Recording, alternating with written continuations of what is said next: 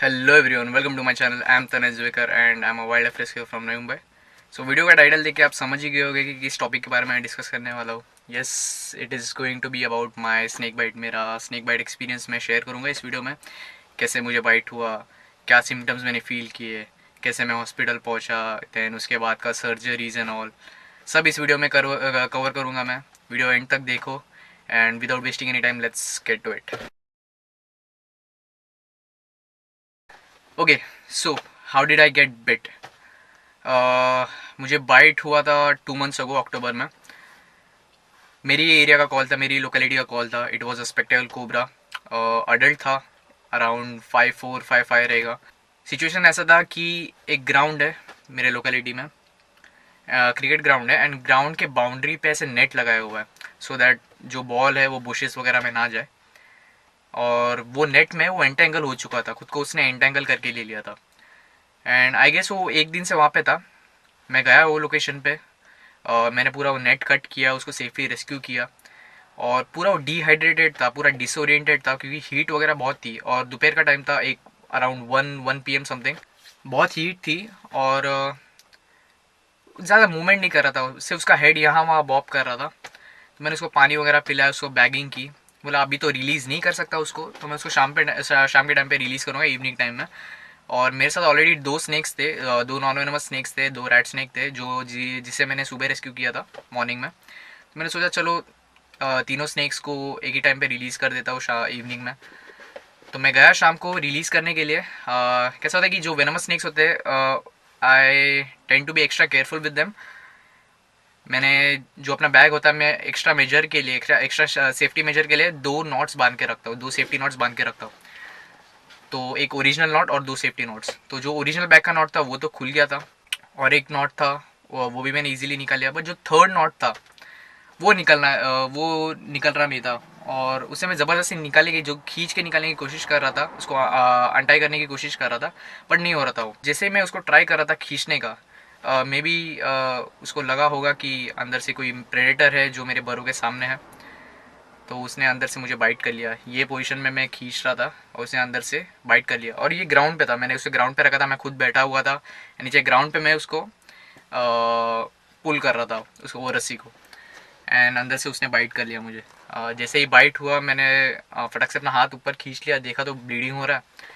Friend को बोला फटक से उसका एक पिक्चर निकाले। मैंने स्नेक को निकाल लिया बैग से पहले, और फ्रेंड को बोला उसका एक पिक्चर निकालने के लिए। बाकी 2 स्नेक्स थे उनको भी रिलीज़ कर दिया। और जो रैट स्नेक का जो कॉटन का बैग था, मैंने वो अपने हाथ पे लपेट लिया। पूरा वो पहले वो वुंड क्लीन कर लिया, एंड देन बोला बाइक निकालते हैं, जल्दी से जल्दी हॉस्पिटल पहुंचते हैं। हॉस्पिटल एक हाफ एन आवर की डिस्टेंस पे था, बट फिर विद इन 15-20 मिनट्स हम वहाँ पे पहुँच गए थे। गाड़ी वगैरह रुका के, ट्रैफिक से कैसे कैसे बाइक निकाल के हम पहुँच गए थे। हॉस्पिटल में पहुँचा और मैं एडमिट हो गया। पोस्ट बाइट सिम्टम्स, अगर किसी पर्सन को बाइट होती है तो क्या सिम्टम्स एक्सपीरियंस करेगा, ये मैं आपको बताता हूँ। सबसे पहला है piercing pain and burning sensation. जो भी बाइट रीजन है वहाँ पे एक बर्निंग सेंसेशन होगा, आपका जो पोर्शन है वो जलने लगेगा। और पियर्सिंग पेन मतलब चुभने वाला पेन, अगर आपने एक्सपीरियंस किया होगा टैटू निकालते वक्त कैसा जो पेन होता है, तो वैसे एक सॉर्ट ऑफ पेन आपको एक्सपीरियंस करने मिलेगा इनिशियली। ये अर्ली सिम्टम्स है बाइट के। देन होता है स्वेलिंग, जो वो पोर्शन है वो स्वेल हो जाता है, सूजन हो जाती है। डिस्कलरेशन, जो भी वाइट एरिया है उसका कलर चेंज होने लगता है, ब्लूइश या ब्लैकिश ऐसा कलरेशन उसका हो जाता है वो एरिया का। ब्लर्ड विजन, सो जैसे जैसे टाइम प्रोग्रेस होता रहता है, वैसे वैसे आपको सिम्टम्स एक आपको एक्सपीरियंस करने मिलेंगे। ब्लर्ड विजन यानी आपका जो विजन है वो थोड़ा ब्लर हो जाएगा, धुंधला दिखने लगेगा आपको, सब कुछ ब्लर दिखने लगेगा। एक्सेसिव स्वेटिंग, ठीक है, with in half an hour या 45 मिनट्स आपको स्वेटिंग होना स्टार्ट हो जाएगा, बहुत पसीना आएगा आपको। I am talking about cobra bite. ये जो भी सिम्टम्स है मैं कोबरा बाइट के डिस्क्राइब कर रहा हूँ, ठीक है। हर एक स्नेक्स के अलग अलग सिम्टम्स होते हैं। In this case we are talking about cobra, spectacle cobra. Drowsiness या फिर डिजीनेस आपको फील होगा, थोड़ा चक्कर जैसा आएगा आपको, कन्फ्यूजन होगा आपको, आप एंशियस फील करोगे, नौशिया और वॉमिटिंग। आपको नॉशियस लगने लगेगा, आपको ऐसा लगेगा कि आपको उल्टी आ रही है या फिर आपको आ जाती है। सम केसेस में ऐसा भी देखा गया है कि जो भी विक्टिम है उसको विद इन 15 मिनट्स भी वॉमिटिंग हो चुकी है, but that is due to anxiety. वो बहुत डर जाता है जो भी विक्टिम है। इसलिए हमेशा कभी भी जो पर्सन को बाइट हुआ है उसको हमेशा रीअश्योरेंस दिया करो, उसको कम से कम ज़्यादा से ज़्यादा काम रखने की कोशिश करो। अक्यूट एब्डोमिनल पेन, आपके पेट में दर्द होने लग गया, मेजर नहीं, थोड़ा बहुत अक्यूट है, थोड़ा सा। क्रेट का बाइट में बहुत पेन होता है, but compare to cobra, cobra का जो बाइट है उसमें एब्डोमिनल पेन होता है बहुत कम होता है, रिलेटिवली कम होता है। Next is ptosis. टोसिस यानी ड्रॉपिंग ऑफ आईलिड्स, मतलब हाफ वे थ्रू आपके आईलिड्स जो है वो ड्रॉप हो जाएंगे। मैंने यहाँ पर एक पिक्चर दिया हुआ है, आपको समझ में आएगा कि मैं क्या क्या डिस्क्राइब करने की कोशिश कर रहा हूँ। आप ऐसे हाफ वे थ्रू पूरे ड्रॉप हो जाते हैं eyelid. Next is diplopia. Diplopia में क्या होता है कि जो आपके आई के जो मसल्स होते हैं या फिर नर्व्स होते हैं वो स्लाइटली अलग अलग डायरेक्शंस में पॉइंट करने लगते हैं।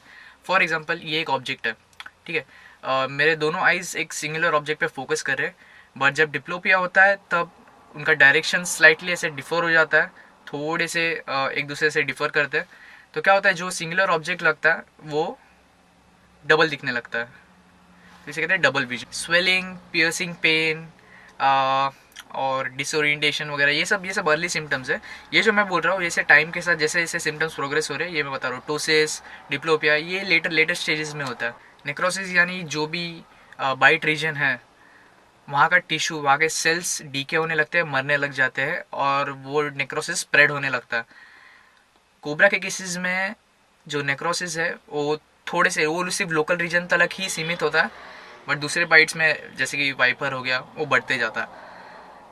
नेक्रोसिस, मुझे नेक्रोसिस हुआ था, मैं वो लेटर वो पॉइंट पे आ जाता हूँ। देन आता है जो लास्ट स्टेज है, रेस्पिरेटरी फेलियर। आपको ब्रीदिंग में तकलीफ हो जाती है, वो सांस लेने में तकलीफ होती है, आपको ब्रीद नहीं कर पाते एंड देन आपकी मौत हो जाती है। और मेरा एक्सपीरियंस क्या था,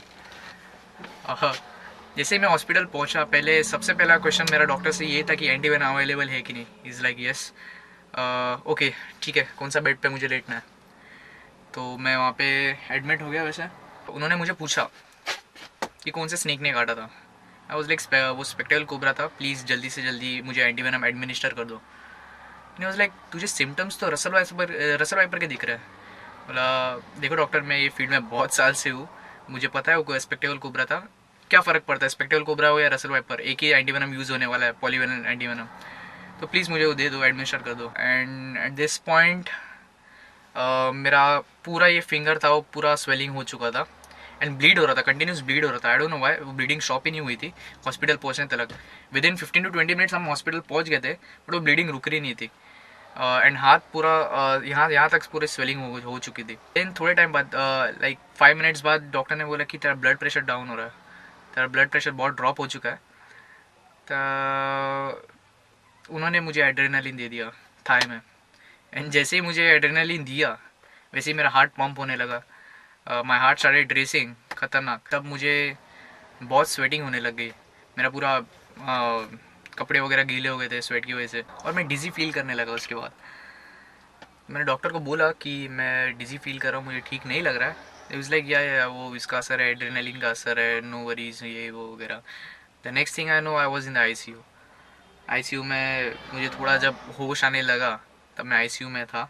आई डोंट थिंक कि वो टाइम में मुझे एड्रेनालिन देना चाहिए था, बिकॉज मुझे लगता है कि उसकी वजह से वो वेनम का जो सर्कुलेशन था मेरे ब्लड स्ट्रीम में वो थोड़ा बढ़ गया। एंड आई क्लियरली रिमेंबर जो भी लाइट्स थे वो मुझे बहुत ब्राइट दिख रहे थे। मैं बेड पे ऐसे लेटा हुआ था, मेरे बाजू में और 2 बेड्स थे एंड 2 बेड्स के बीच में ऐसे ट्यूबलाइट्स थे।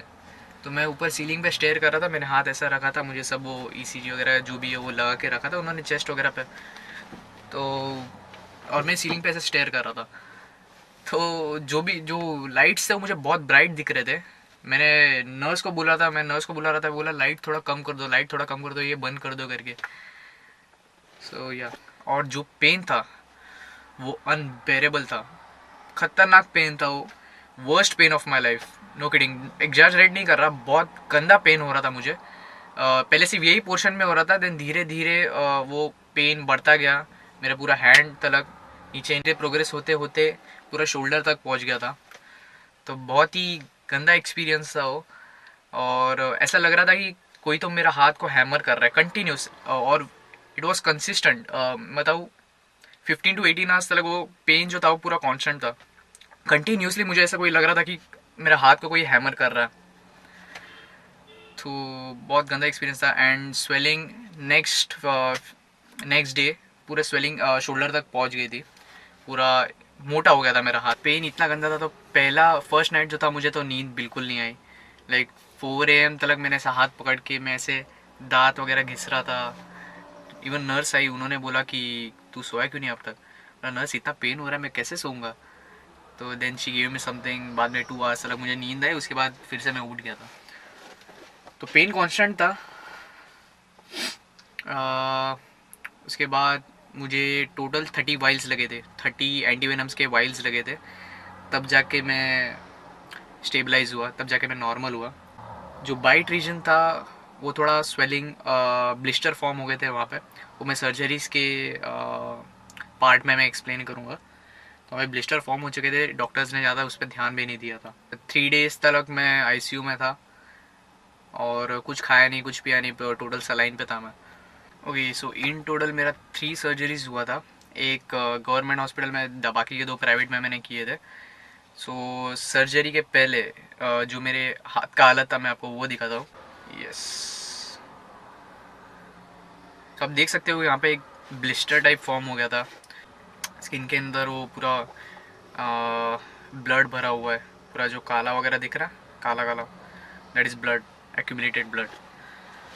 तो डॉक्टर ने ज़्यादा ध्यान नहीं दिया था वो चीज़ पे जब बाइट हुआ था, क्योंकि उनको जो वेनम था मेरे बॉडी के अंदर वो न्यूट्रलाइज करने में वो बिजी थे। तो मेरे जो वुंड पे उन्होंने ज़्यादा पहले ध्यान नहीं दिया था, तो बट के वो एक्सेस हो गया बाद में। आप उसका बाइट मार्क भी देख सकते हो यहाँ पे, बड़ा सा पंचर वुंड है। And according to the doctor क्या हो गया था कि जो थंब में जो नर्व होता है, मेन नर्व होता है, वहाँ हिट हो गया था, वो रप्चर हो गया था, इसलिए वो ज़्यादा ब्लीड हो रहा था। एंड इसलिए वो जो बाइट का रीजन है वो सर्जरी एंड ऑल करना पड़ा। वरना यूजुअली जब वेनमस स्नेक्स काटते तब 2 ही फैंग मार्क्स आते ज़्यादा से ज़्यादा, एंड ज़्यादा ये नहीं होता। बट मेरे केस में वो वेन रप्चर हो गया था, इसलिए वो उसका सीवियरिटी, बाइट का सीवियरिटी थोड़ा बढ़ गया था। या ये पिक्चर जो निकाला था ये पहले सर्जरी के बाद का था। उन्होंने ऊपर ऊपर से जो डेड टिश्यूज़ थे वो निकाल लिए थे, जो अक्यूमुलेटेड ब्लड था वो भी पूरा ड्रेन आउट कर दिया था। एंड थोड़े बहुत टिश्यूज़ वगैरह भी निकाले थे।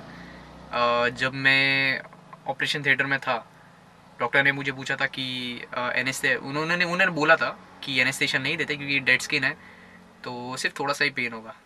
बोला ठीक है, सह लेंगे थोड़ा सा। सह लेंगे थोड़ा सा। बट जब वो करने लगे तब ब्रो इतना पेन होने लगा। मुझे 2 मेल नर्सेस थे, उन्होंने पकड़ के रखा था क्योंकि मैं बहुत हिल रहा था, मुझे इतना पेन हो रहा था। आई डोंट थिंक वो सही था, उन्होंने एनेस्थेशिया देना चाहिए था। बट एनीवेज वो हो गया अब। एंड या आप देख सकते हो कि ऊपर जो इंसर्जन उन्होंने किया था, ऊपर थोड़ा सा और थोड़ा बाकी था। जो नेक्रोसिस का जो भी इन्फेक्शन था वो धीरे धीरे धीरे धीरे प्रोग्रेस होता जा रहा था, धीरे धीरे वो नेल तक बढ़ रहा था। या ये मेरे हाथ का हालत था आफ्टर फर्स्ट सर्जरी। बहुत गंदा दिख रहा था सीरियसली, मेरी मॉम को देखने ही नहीं हो रहा था वो। देन 2 days लेटर मेरा हाथ का हालत ऐसा था, जो वुंड था उसका ये हालत था। आप देख सकते हो कि इवन आफ्टर सर्जरी वो इन्फेक्शन स्प्रेड होना बंद नहीं हुआ। वो नेक्रोसिस बढ़ते ही जा रहा था, बढ़ते ही जा रहा था, एंड वो सीवियर होता जा रहा था, बहुत गंदा दिख रहा था। आप देख सकते हो कितना काला हो गया था वो। एंड मैंने बोला यहाँ तो मुझे नहीं लगता होने वाला, क्योंकि गवर्नमेंट हॉस्पिटल था, एंड गवर्नमेंट हॉस्पिटल में क्या ही एक्सपेक्ट कर सकते हैं। तो मैंने उन्हें बोला मुझे डिस्चार्ज दे दो, मैं प्राइवेट में करा लेता हूँ।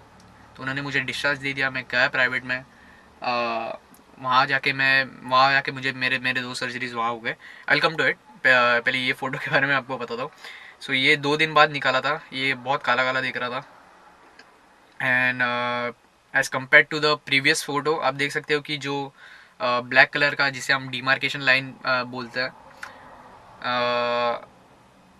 वो आ रही नहीं थी। डिमार्केशन लाइन आने के बाद ही वो एक्चुअली सर्जरी कर दे, बट वो डिमार्केशन लाइन ऊपर ऊपर ऊपर प्रोग्रेस हो रही थी। तो ये पिक्चर जब निकाला था, जब मैं दूसरे सर्जन के पास गया था, प्लास्टिक सर्जन के पास गया था, यहाँ पर आप देख सकते हो कि मेरा हाथ बहुत कंडीशन बुरा था, मेरे हाथ का पूरा जॉम्बी जैसा हो गया था, पूरा जो भी टिश्यूज़ थे वो पूरे डीके होने लग गए थे, बहुत ही गंदा दिख रहा था। एंड जो नेक्रोसिस का प्रोग्रेशन था वो नील तक पहुँच गया था, यहाँ ऊपर तक वो पहुँच गया था। जूम करके मैं आपको बता दूँ, क्रॉप करके, तो बहुत गंदा हालत हो गया था। एट दिस पॉइंट मुझे पता भी नहीं था, मुझे लग रहा था कि मुझे कट ऑफ करना पड़ेगा। मैं वहाँ पर डॉक्टर के पास पहुँचा तो उन्होंने जैसे ही इंस्पेक्ट किया उसको बोला आज के आज ही सर्जरी करना पड़ेगा और else you lose your thumb.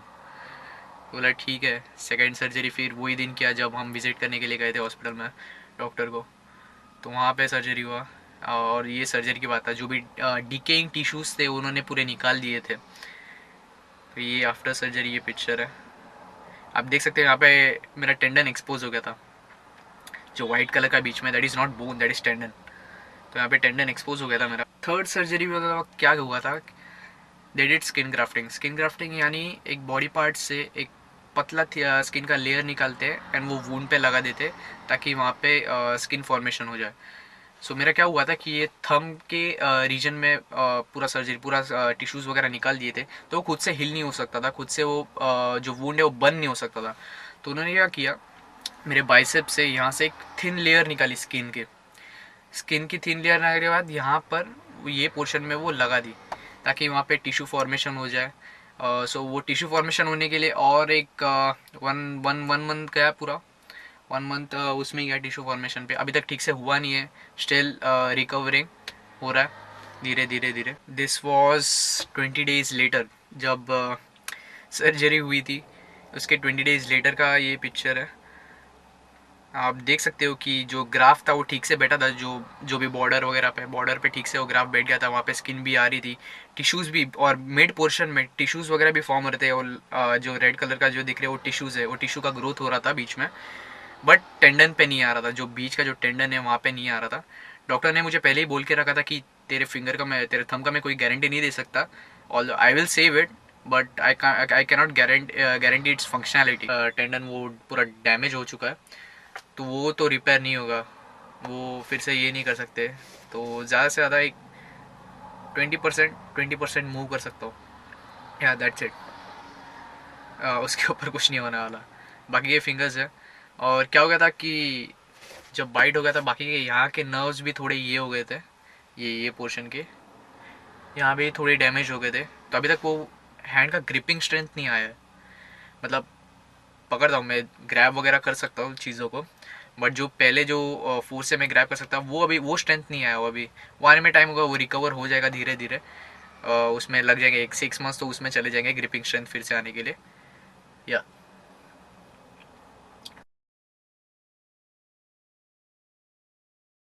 जो रेस्क्यूज़ है वो क्यों हेजिटेट करते हैं अपने स्नेक बाइट के बारे में बताने के लिए? I tell you why. See, getting bitten is a sign of unprofessionalism.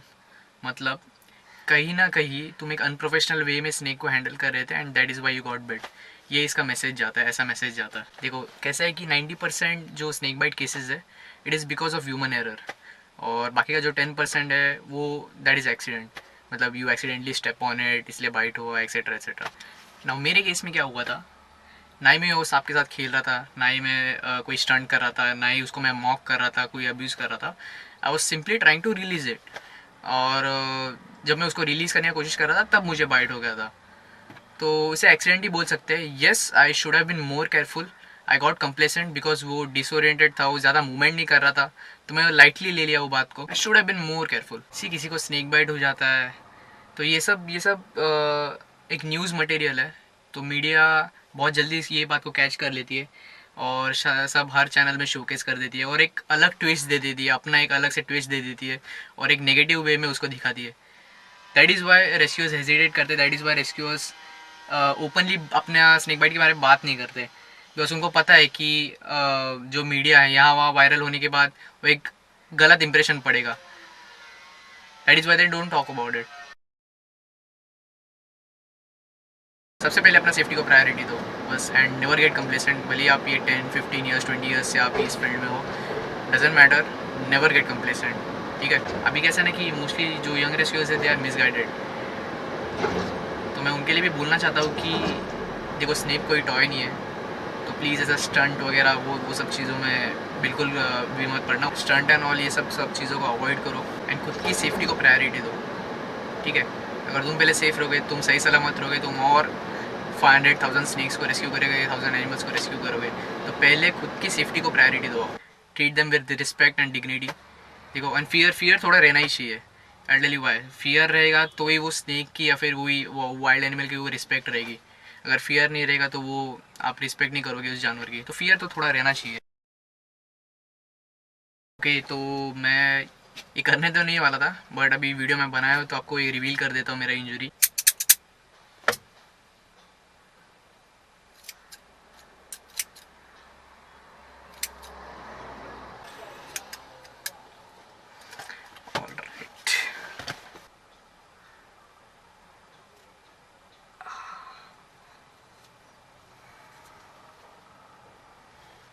Okay, तो ये करंटली ऐसे दिख रहा है, ये देखिए।